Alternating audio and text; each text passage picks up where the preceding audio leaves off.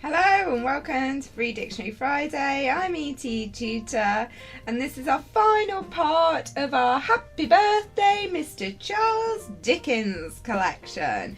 So in this video we are looking at Dickens's literary techniques and the reception that his novels got at the time and the power that they still hold now. And that's why you're probably here, because you're either studying them for GCSE or you're studying them at A-level or degree level.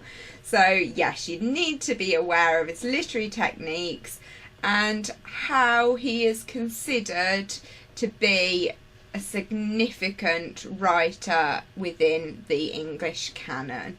So we have got, again, notes about the fact that Dickens used idealized characters and caricatures. So the idealized characters, more the characters like Tiny Tim, the sentimental characters, Little Nell in the old curiosity shop. These are the ones that Dickens uses to pull at the heartstrings, to make the readers feel how he wants them to feel so he can get across his point of view. And then we've got the caricatures that we mentioned earlier. These are the characters that really show a certain aspect of people's personalities. They're over the top, often quite negative, biting portrayals of people. Some people like these, others didn't like them at all, but it was more the very sentimental characters that caused trouble, like Tiny Tim. And we can see here quite an amusing quote from Oscar Wilde, who said, "You would need to have a heart of stone not to laugh at the death of Little Nell." So the exact opposite of what Dickens wanted there. But other readers absolutely loved these characters. So although there's a question mark over the fact of whether Dickens belongs to this tradition of sentimental novels, overall the general consensus seems to be that although there are these patches of emotional excess, for example that vision of the death of Tiny Tim, Dickens cannot really be termed a sentimental novelist, because there's more to his novels than that, because these dark characters, I don't know, such as Magwitch in Great Expectations, are also key to the narrative. So it's not just all sentimentality, it's not all these unrealistic, overly good or overly bad characters. We do have characters where there's significant development. So if you think of David Copperfield, which is one of Dickens's Bildungsroman, so a proper story of a character, of a protagonist's journey throughout their life. So this eponymous hero, David Copperfield, he's eponymous because that's his name and it's the name of the novel, and he's the central character, is a really good example of a dynamic character. They're not static, they aren't just the same all the way through, they change a lot throughout, and that is something that Dickens was known for as well. Personally, I think people just like to have a whinge and have a moan. When somebody's done so well, it's easy to find out some little things that you can argue are negative. That being said, it is good in exams if you are able to handle a few different interpretations and a few different ideas, but do that with caution, and that's something more students who are aiming for the 8s and 9s in terms of GCSE should be thinking about. Right, we will close up our little birthday celebration by picking up a couple of key points about how celebrated Dickens is. So he was the most popular novelist at the time, so he sold the most books. His works have never ever gone out of print, which is an amazing achievement. Many writers who were popular in the Elizabethan era, Victorian era, they're not popular anymore, they're not known of.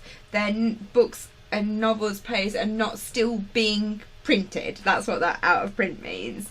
So yes, there's that point. There's so many different movie adaptations, especially if you consider the Christmas Carol, which has been done time and time again. And then we've got so many other highly respected writers, poets, painters, who have all had very positive things to say about Dickens. So George Orwell, who some of you will know if you've been studying Animal Farm or 1984 perhaps, you'll know, you'll see that he praised Dickens for the realism. So again, that comes back to what we were saying earlier about how there's this controversy about his characterisation. But yes, George Orwell thought he was amazing, really, because he did realism exceptionally well, and he was also very passionate about looking after children and looking after the poor. If you know anything about George Orwell, you'll know that that's sort of an outlook that they both shared. We're both very keen on society working in a way where everybody had opportunity, equality of opportunity, people could achieve goals. And then we've got here quite a sad one. This is something that I can remember learning when I went to the Van Gogh Museum in Amsterdam, that he was inspired by A Christmas Carol, and said that it was one of the things that was keeping him from committing suicide. Unfortunately, obviously that didn't last forever, but it just shows the power that a novel can have, and the fact that it can keep somebody alive is pretty awe-inspiring. So I think we will leave it there, and hopefully it's helped a little bit. If you want to learn more, there's loads more on here, but I think you've had quite enough for one day. So what I'm going to do is carry on just adding a little bit more of this, what we've been talking about, to our notes, and then we will be able to share those and carry on the conversation in the comment section below. Alright then, thank you as always for watching, and hopefully you'll be able to check out some more of my A Christmas Carol and Dickens videos, and they will really help you with your studies. If you are actually watching the screen right now, you will see that I am getting extremely frustrated with this copy and pasting. So if I was a Dickens character right now, I think I would be definitely falling into one of his caricatures, a crazy lady who's spending all of her time on the computer and it's sending her slightly mad. So we could have that over the top portrayal, a little bit of satire there, maybe saying get outside, go and take that dog for a walk, and calm down. Alright then. Thank you all for watching, and I will see you again soon. Alright then, bye for now.